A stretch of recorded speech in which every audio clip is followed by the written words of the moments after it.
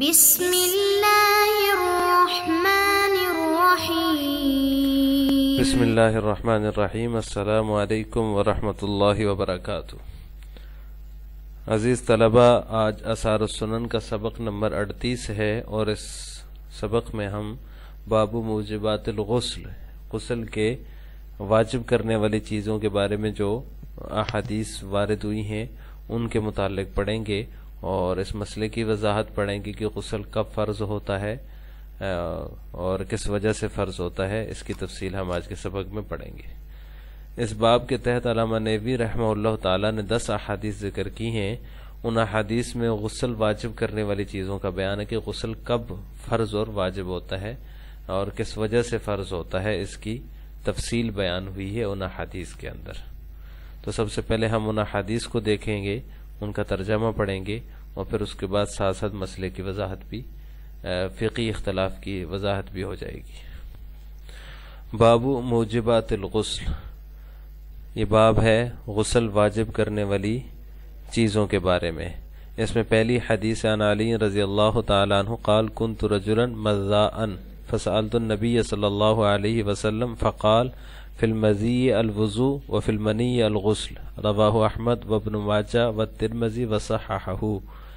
اس کا ترجمہ یہ ہے کہ حضرت علی رضی اللہ تعالیٰ عنہ سے مروی فرماتے ہیں کہ مجھے بہت زیادہ مزی آتی تھی۔ فسألت النبی صلی اللہ علیہ وسلم، میں نے نبی کریم صلی اللہ علیہ وسلم سے پوچھا تو آپ نے فرمایا فی المزی الوضوء،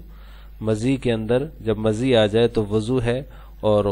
منی آ جائے تو غسل ہے، یعنی جب منی خارج ہو تو غسل ہوگا اور جب مزی خارج ہو تو وضو ہوگا۔ اس کو امام احمد بن حنبل، ابن ماجہ اور ترمذی نے روایت کیا ہے اور اسے صحیح کہا ہے۔ دوسری روایت عن ابی سعید الخدری رضی اللہ تعالی عنہ عن النبی صلی اللہ علیہ وسلم انہ قال انما الماء من الماء، رواہ مسلم۔ ابو سعید خدری رضی اللہ تعالی عنہ سے مروی ہے، انہوں نے آپ صلی اللہ علیہ وسلم سے روایت کیا، آپ نے فرمایا بے شک پانی پانی سے ہے، رواہ مسلم، اس کو مسلم نے روایت کیا۔ الماء من الماء، الماء پانی، من الماء پانی سے ہے، مطلب غسل منی سے ہے۔ پہلے ماء سے مراد غسل ہے اور دوسرے ماء سے مراد منی ہے، یعنی جب منی خارج ہو جائے تو غسل فرض ہوتا ہے اور واجب ہوتا ہے۔ ان حدیث کی روشنی میں جمہور فقہا، صحابہ اور تابعین و ائمہ اربعہ کے نزدیک جو ہے وہ جب شرمگاہ سے شرمگاہ مل جائے تو انزال نہیں بھی ہوا، منی خارج نہیں بھی ہوئی تو بھی غسل فرض ہو جاتا ہے۔ یہ جمہور صحابہ، تابعین اور ائمہ اربعہ ان حدیث کی روشنی میں یہ مسئلہ بیان کرتے ہیں۔ ان سب کے نزدیک یہ اتفاقی مسئلہ ہے، شرمگاہ سے شرمگاہ مل جائے، انزال نہیں ہوا، منی خارج نہیں ہوئی، پھر بھی غسل فرض ہو جائے گا۔ لیکن ایک طبقہ ہے اہل ظواہر، یہ داؤد ظاہری کے مقلدین ہیں، ان کے نزدیک وجوب غسل کے لیے انزال شرط ہے، بھلے شرمگاہ مل جائے، کچھ بھی ہو جائے، لیکن جب تک منی خارج نہیں ہوتی عضو خاص سے اس وقت تک غسل فرض نہیں ہوتا۔ دلائل میں جمہور صحابہ، تابعین اور فقہا کے دلائل میں احادیث ہیں جو ابھی ہم آگے آپ کے سامنے پڑھیں گے، ان کا ترجمہ آپ کے سامنے ابھی پیش کرتے ہیں۔ حدیث نمبر 87، 90 اور 88 ہیں۔ ان کے اندر یہ ہے ایک مشترکہ مضمون جو ہے وہ منقول ہے، مسل ختان الختان فقد وجب الغسل، جب شرمگاہ سے مل جائے تو غسل واجب ہو جاتا ہے۔ ان احادیث کے اندر جو ہے وہ اس بات کا ذکر ہے، اس مضمون کا ذکر ہے۔ اہل ظواہر جو ہیں ان کی دلیل یہ حدیث نمبر 1 ہے جو بھی ہم نے آپ کے سامنے پڑھی ہے، اس میں ہے فی المزی الوضوء وفی المنی الغسل، منی کے اندر غسل ہے، یعنی منی جب خارج ہو تو غسل ہے۔ تو وہ کہتے ہیں کہ شرمگاہ ملنے سے انزال ہوئے بغیر غسل فرض نہیں ہوگا، بلکہ جب انزال ہو جائے، منی خارج ہو جائے تو غسل فرض ہوگا۔ اس حدیث کا یہ جو پہلی حدیث ہے، اس کا جواب جمہور احناف، فقہا، تابعین، ائمہ اربعہ بلکہ ان کی طرف سے دیا جاتا ہے کہ یہ حدیث منسوخ ہے،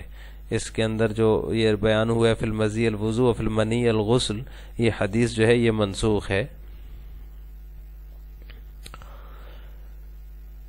اور اس کی ناسخ جو ہیں جن کی وجہ سے یہ حدیث منسوخ ہے وہ دیگر روایات ہیں جن کا آگے ذکر آنے والا ہے، جن کے ترجمہ بھی ہم پڑھیں گے۔ دوسرا جواب اس کا یہ ہے کہ ابن عباس رضی اللہ تعالیٰ عنہ فرماتے ہیں کہ یہ حدیث احتلام کے بارے میں ہے، کہ جب احتلام ہو جائے، منی خارج نہ ہو، رات کو احتلام جب خواب آیا کہ مجھے جو ہے وہ انزال ہو رہا ہے لیکن کوئی تری وغیرہ نظر نہیں آ رہی، کپڑوں پہ کوئی داغ وغیرہ نہیں ہے، تو اس کا مطلب انزال نہیں ہوا، تو اس صورت میں جو ہے وہ غسل اس کے اوپر نہیں ہوگا۔ یہ فی المنی الغسل جو ہے یہ اس صورت میں فرمایا کہ اگر منی نظر نہیں آ رہی تو غسل نہیں ہے، اگر منی نظر آ رہی ہے تو غسل ہے۔ ابن عباس اس حدیث کو اس پر محمول کرتے ہیں، اور یہ بھی کہا جاتا ہے کہ بعض صحابہ کرام کی طرف سے یہ منقول ہے کہ وہ جو ہے صرف شرمگاہ کو شرمگاہ کے ساتھ ملنے کی وجہ سے جو ہے وہ غسل فرض نہیں سمجھتے تھے کہ جب شرمگاہ سے مل جائے تو غسل فرض یا غسل واجب ان کے نزدیک نہیں ہوتا۔ تو یہ بات صحابہ کرام سے اس بارے میں منقول تو ہے، لیکن وہ صرف حضرت عمر رضی اللہ تعالیٰ عنہ کے زمانے تک تھا۔ ان کے زمانے میں انہوں نے جو ہے سب کو بٹھا کر اس بات پر قائل کر لیا، اور سب کے اس بات پر اتفاق ہو گیا کہ جب شرمگاہ سے مل جائے تو پھر غسل فرض ہو جاتا ہے۔ اب اس باب کی دیگر روایات کا ترجمہ دیکھ لیتے ہیں۔ تیسری روایت عن عتبان بن مالک الانصاری رضی اللہ تعالی عنہ قال قلت یا نبی اللہ انی کنت مع اہلی فلما سمعت صوتك اقلعت فاغتسلت فقال رسول اللہ صلی اللہ علیہ وسلم الماء من الماء رواہ احمد وقال الہیثمی اسنادہ حسن۔ عتبان بن مالک انصاری رضی اللہ تعالی عنہ سے مروی ہے، وہ فرماتے ہیں میں نے کہا اے اللہ کے نبی، اے اللہ کے رسول، انی کنت مع اہلی، میں اپنے گھر والوں کے ساتھ تھا، اپنی اہلیہ کے ساتھ تھا، فلما سمعت صوتک، جب میں نے آپ کی آواز سنی، اقلعت، تو میں علادہ ہو گیا اور غسل کیا۔ رسول اللہ صلی اللہ علیہ وسلم نے فرمایا الماء من الماء، پانی سے ہے، یعنی غسل منی کے خارج ہونے کی وجہ سے ہے۔ اس روایت کو امام احمد نے روایت کی، اور حیثمی فرماتے ہیں کہ اس کی سند حسن درجے کی ہے۔ اس سے اگلی روایت ہے وعن ابی ہریرہ رضی اللہ تعالی عنہ عن النبی صلی اللہ علیہ وسلم قال اذا جلس بین شعابها الاربع ثم جہدها فقد وجب الغسل، رواہ الشیخان وزاد مسلم واحمد وان لم ينزل۔ ابو ہریرہ رضی اللہ تعالی عنہ سے مروی ہے، وہ رسول اللہ صلی اللہ علیہ وسلم سے روایت کرتے ہیں کہ آپ صلی اللہ علیہ وسلم نے فرمایا اذا جلس بین شعابها الاربع، جب وہ بیٹھ جائے عورت کے 4 شانوں کے درمیان، ثم جہدها، پھر کوشش کرے، فقط وجب الغسل، تو غسل واجب ہو گیا۔ رواہ الشیخان، اس کو شیخان نے روایت کیا ہے، اور مسلم اور امام احمد نے یہ زیادتی نقل کی ہے، وَإِن لَّمْ يُنزِلْ، اگرچہ انزال نہ ہوا ہو۔ 4 شانوں کے درمیان بیٹھنا، اذا قعد بین شعابها الاربع، جب عورت کے 4 شانوں کے درمیان بیٹھ جائے، اس سے مراد جو ہے وہ یہ ہے کہ عورت کے رانوں اور شرمگاہ کے دونوں کنارے ان کے درمیان بیٹھ جائے، یا پھر یہ کہ یہ جمع کی یا ہم بستری کی تیاری کے سے کنایا ہے کہ جب وہ تیاری کر لے، تو مراد یہ ہے کہ جب وہ جمع کر لے تو غسل واجب ہو گیا۔ اس کے بعد اگلی حدیث ہے وعن عائشہ رضی اللہ تعالی عنہا قالت قال رسول اللہ صلی اللہ علیہ وسلم اذا قعد بین شعابها الاربع ثم مس الختان الختان فقد وجب الغسل، رواہ احمد ومسلم والترمذی وصححہ۔ حضرت عائشہ رضی اللہ تعالی عنہا سے مروی ہے، فرماتی ہیں کہ رسول اللہ صلی اللہ علیہ وسلم نے فرمایا جب مرد بیٹھ جائے عورت کے 4 شانوں کے درمیان، ثم مس الختان الختان، پھر شرمگاہ سے مل جائے، تو فقط وجب الغسل، غسل واجب ہو جاتا ہے۔ اس کو روایت کیا امام احمد، مسلم اور ترمذی نے، اور اس کو صحیح قرار دیا ہے۔ اس سے اگلی روایت ہے وعن عبد الرحمن بن عائز قال سأل رجل معاذ بن جبل رضی اللہ تعالی عنہ عما یوجب الغسل من الجماع وعن الصلاة في الثوب الواحد وعما يحل من الحائض، فقال معاذ رضی اللہ تعالی عنہ سألت رسول اللہ صلی اللہ علیہ وسلم عن ذلك فقال اذا جاوز الختان الختان فقد وجب الغسل، واما الصلاة في الثوب الواحد فتوشح به، واما ما يحل من الحائض فانه يحل منها ما فوق الازار واستعفافه عن ذلك افضل، رواہ الطبرانی فی الکبیر وقال الحیثمی اسناد ھذا حسن۔ عبد الرحمن بن عائد سے مروی ہے، وہ فرماتے ہیں کہ سأل رجل معاذ بن جبل، ایک شخص نے معاذ بن جبل رضی اللہ تعالی عنہ سے پوچھا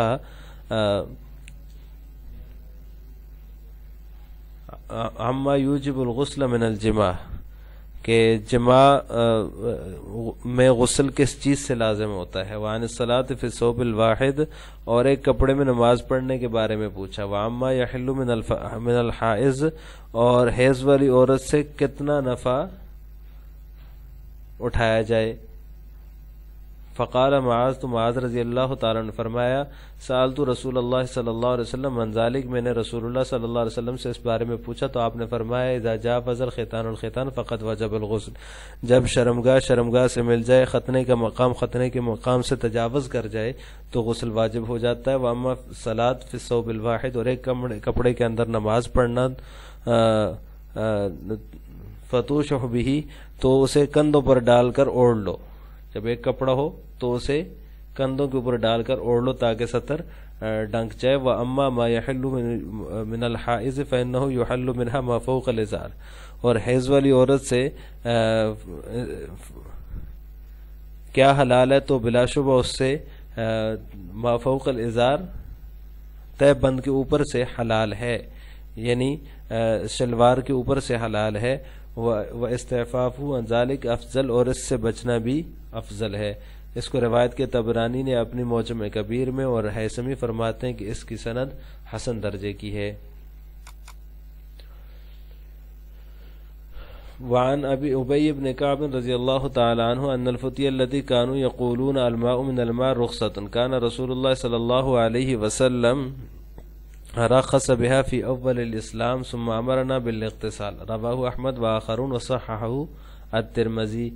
ابی بن کعب رضی اللہ تعالی عنہ سے مروی ہے، فرماتے ہیں وہ فتویٰ جو لوگ کہتے تھے، ان الفتیہ وہ فتویٰ، التی کانوا یقولون جس کے بارے میں لوگ کہتے تھے کہ الماء من الماء رخصتن، یہ پانی سے ہے، یہ رخصت تھی۔ کان رسول اللہ صلی اللہ علیہ وسلم رخص بها فی اول الاسلام، آپ صلی اللہ علیہ وسلم نے رخصت دی تھی ابتدائی اسلام کے دنوں میں، اسلام کے شروع کے زمانے میں۔ ثم امرنا بالاغتسال، پھر آپ نے ہمیں حکم دیا غسل کرنے کا۔ اس کو روایت کی ہے امام احمد اور دوسرے محدثین نے، اور ترمذی نے اس کی تصحیح کی ہے۔ اس سے اگلی روایت ہے وعن ام سلمہ رضی اللہ تعالی عنہ انہا قالت جاءت ام سلیم امرأة ابی طلحہ رضی اللہ تعالی عنہ الى رسول اللہ صلی اللہ علیہ وسلم فقالت یا رسول اللہ ان اللہ لا يستحیی من الحق هل على المرأة من غسل اذا هی احتلمت، فقال رسول اللہ صلی اللہ علیہ وسلم نعم اذا رأت الماء، رواہ الشیخان۔ ام سلمہ سے مروی ہے رضی اللہ تعالی عنہ، فرماتی ہیں کہ ام سلیم جو ہے، جو حضرت ابو طلحہ رضی اللہ تعالی عنہ کی اہلیہ تھی، وہ تشریف لائیں آپ صلی اللہ علیہ وسلم کے پاس، تو آپ سے پوچھا یا رسول اللہ، اللہ کے رسول، ان اللہ لا یستحیی من الحق، بے شک اللہ تعالی حق سے حیا نہیں فرماتے، هل علی المرأة من غسل اذا ہی احتلمت، کیا عورت کے اوپر غسل ہے جب اسے احتلام ہو جائے؟ تو فقال رسول اللہ، تو آپ صلی اللہ علیہ وسلم نے فرمایا نعم اذا رأت الماء، جب وہ پانی دیکھ لے، بالکل ہے اس کے اوپر غسل جب وہ پانی دیکھ لے۔ اس کو روایت کیا ہے شیخان نے۔ اس سے اگلی روایت ہے وعن خولۃ بنت حکیم رضی اللہ تعالی عنہ انہا سألت النبی صلی اللہ علیہ وسلم عن المرأة ترى في منامها ما يرى الرجل فقال ليس عليها غسل حتى تنزل كما ان الرجل ليس عليه غسل حتى ينزل، رواه احمد وابن ماجہ والنسائی وابن ابی شیبہ واسنادہ صحیح۔ خولہ بنت حکیم رضی اللہ تعالی عنہا سے مروی ہے، فرماتی ہیں کہ میں نے نبی کریم صلی اللہ علیہ وسلم سے اس عورت کے بارے میں پوچھا جو خواب میں وہ دیکھے، ما یرا الرجل جو مرد دیکھتا ہے، ترا فی منامہا ما یرا الرجل وہ دیکھے جو مرد دیکھتا ہے اپنی نیند میں۔ فقال لیس علیہا غسل، تو آپ نے فرمایا اس کے اوپر غسل نہیں ہے، حتی تنزل، یہاں تک کہ اسے انزال ہو جائے، حتی تنزل کما ان رجل لیس علیہ غسل، جیسا کہ اس مرد پر غسل نہیں ہوتا حتی ینزل، جس کو انزال نہیں ہوتا۔ اس کو احمد اور ابن ماجہ اور نسائی ابن شیبہ نے روایت کیا ہے اور اس کی سند صحیح درجے کی ہے۔ اس سے اگلی روایت ہے وعن عائشہ رضی اللہ تعالی عنہا ان فاطمہ بنت ابی حبیش کانت تستحاض فسالت النبی صلی اللہ علیہ وسلم فقال ذلك عرق وليست بالحيضة فإذا أقبلت الحيضة فدعي الصلاة وإذا أدبرت فاغتسلي وصلي رواہ البخاری۔ یہ اس باب کی آخری روایت ہے۔ حضرت عائشہ رضی اللہ تعالی عنہا سے مروی ہے، فرماتی ہیں کہ فاطمہ بنت ابی حبیش جو ہے وہ مستحاضہ تھیں، ان کو استحاضہ کا مرض تھا۔ فسالت النبی صلی اللہ علیہ وسلم فقال، تو اس نے آپ صلی اللہ علیہ وسلم سے پوچھا تو آپ نے فرمایا ذالک عرق ولیست بالحیضہ، یہ ایک رگ کا خون ہے، عرق ایک رگ کا خون ہے، ولیست بالحیضہ یہ حیض نہیں ہے۔ فاذا اقبلت الحیضہ فدعی الصلاۃ، جب حیض آ جائے تو نماز چھوڑ دو، واذا ادبرت فاغتسلی، اور جب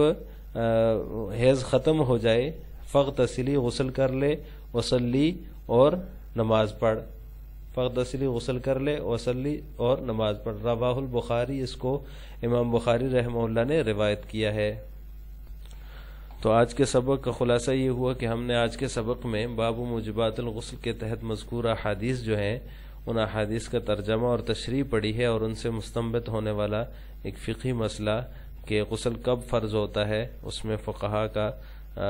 بلکہ تمام فقہا کا اتفاق ہے کہ شرمگاہ سے شرمگاہ مل جائے، انزال نہ بھی ہو تو بھی غسل فرض ہو جاتا ہے، سوائے داؤد ظاہری کے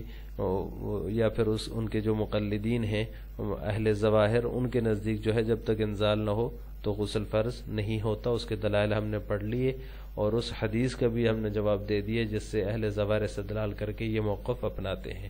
تو یہ سارے مسئلے کی وضاحت آج کے سبق میں ہو گئی۔ السلام علیکم ورحمۃ اللہ وبرکاتہ۔